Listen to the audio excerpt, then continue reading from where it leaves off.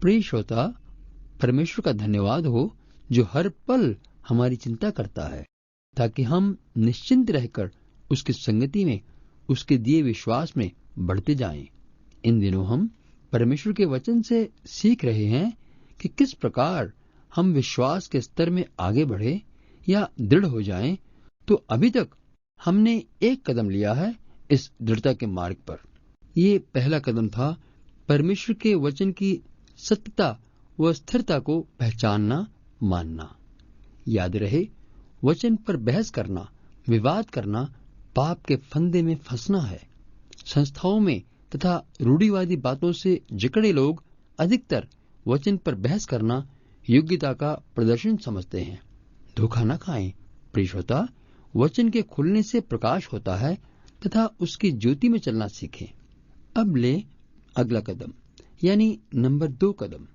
ये अति आवश्यक है कि हम तथ्य को सही तरह से जान लें, वास्तविकता को पहचानें कि हमने मसीह के द्वारा शैतान की गुलामी से छुटकारा पा लिया है।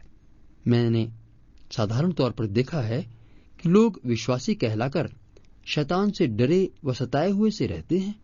कारण यह है कि उन्होंने या उनके बुजुर्गों ने मात्र ईसाई धर्म को तथा उनके रीति रिवाजों को मान लिया व अपना लिया था, और जो वर्तमान पीढ़ी है वे समझ नहीं पाते कि छुटकारा वसीयत में नहीं मिलता।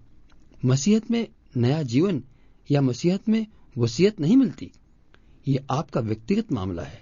अनुभव, जीवन परिवर्तन आवश्यक है। नए सिरे से जीवन एक दिन आरंभ किया होना चाहिए। तब आप वास्तविक रूप से परमेश्वर के परिवार में जीवन पा चुके हैं।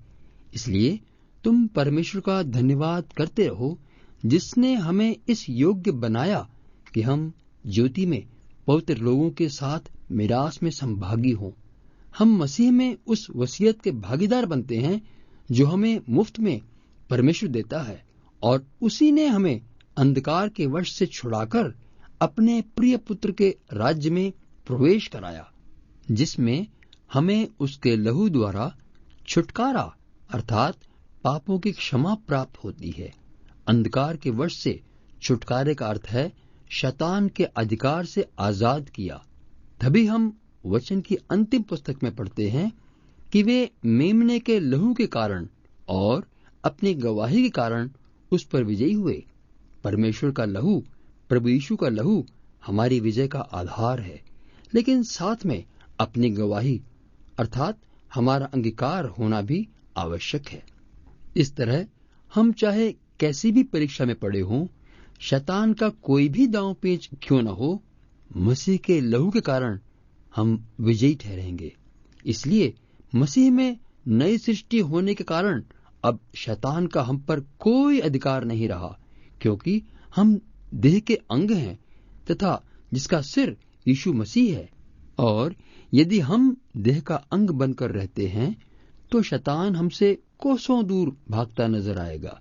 लेकिन दुख की बात है जब लोग कहते हैं क्योंकि छुटकारा तो आत्मा का हुआ है, पर शरीर पर तो शैतान का काम होता रहता है, क्योंकि शरीर का अभी उद्धार नहीं हुआ। जब तक वो समय न आए हमें मसीह के लिए ये दुख भी भोगने हैं। इसी के उत्तर में वचन कहता है, क्या तुम नहीं जानते कि तुम्हारा शरीर पवित्र आत्मा का मंदिर है जो तुम में बसा हुआ है और तुम्हें परमेश्वर से मिला है।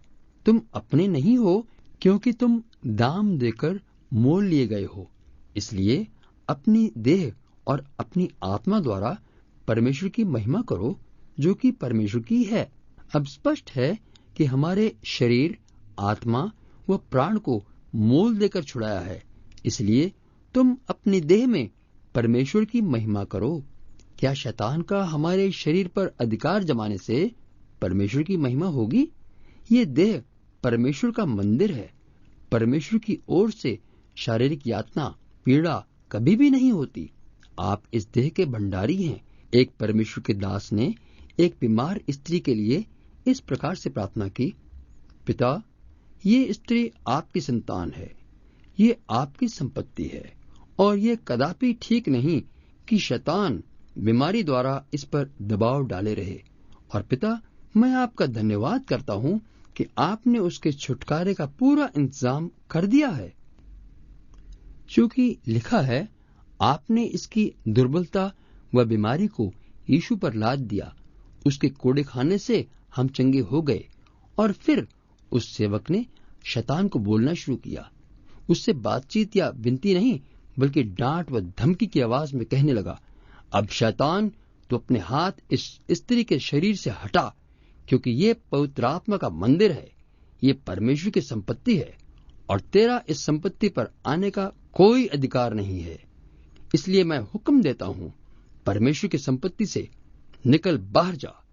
फिर उसने उस स्त्री से कहा, अब बहन, शैतान जो अभी तक तुम्हें बीमारी से दबाए हुए था, परंतु परमेश्वर ने तुम्हारी बीमारी को हटाने का पूरा इंतजाम कर दिया है और तुम पवित्र आत्मा का मंदिर हो, तो मेरे साथ शैतान के खिलाफ खड़े हो जाओ और परमेश्वर का अपने शरीर व आत्मा से धन्यवाद के साथ महिमा करो। प्रिय श्रोता, यदि आपने भी अपने जीवन में परमेश्वर के दिए महान उद्धार का आनंद ले लिया है और विश्वासी कहलाए जाते हैं, तो अपने दिल दिमाग पर यह पटरी लिखकर लगा दें, प्रवेश वर्जित है शैतान का, खास तौर से no trespassing, devil this means you. विश्वास के साथ जब ये पटरी लगाएंगे तो आप देखेंगे कि किस प्रकार स्वर्गदूत भी आपकी रक्षा करेंगे, क्योंकि ये वादा है कि जो परमेश्वर से पैदा हुआ दुष्ट उसे छू नहीं सकता। आप परमेश्वर की संपत्ति हैं और मुख्तारनामा या एफिडेविट आपके विश्वास पत्र पर लिखा है कि आप परमेश्वर के द्वारा छुड़ाए हुए व्यक्ति हैं। परमेश्वर की कृपा से अगले सप्ताह तीसरे कदम पर विचार रखेंगे। परमेश्वर की असीम सामर्थ आपके जीवन में कार्य करती रहे। आमीन।